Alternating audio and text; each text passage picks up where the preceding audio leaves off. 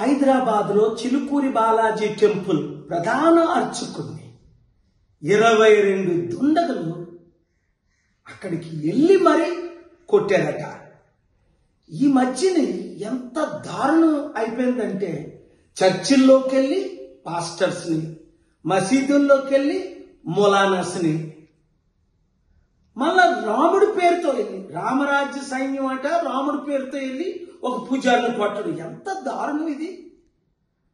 వాళ్ళందరినీ non bailable వారెంట్తో bail రాకుండా లోపల పెట్టాలి.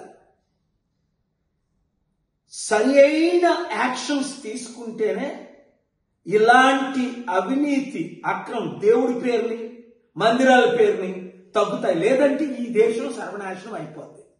కనుక తెలంగాణ ముఖ్యమంత్రి హోమ్ మినిస్టర్ అయిన రేవంత్ రెడ్డి ఇమీడియట్ గా పోలీస్ డిపార్ట్మెంట్ డీజీపీ కమిషనర్ ద్వారా తగిన చర్యలు తక్షణమే తీసుకోవాలి. ఇలాంటి దారుణాలు ఎక్కడా జరగకూడదు. ముఖ్యంగా చర్చెస్ లో, మందిరాల్లో, టెంపుల్స్ లో జరగకూడదు. జరిగిన వారికి సరి అయిన శిక్ష విధిస్తే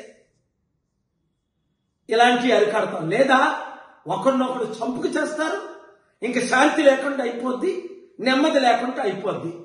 థ్యాంక్ యూ వెరీ మచ్.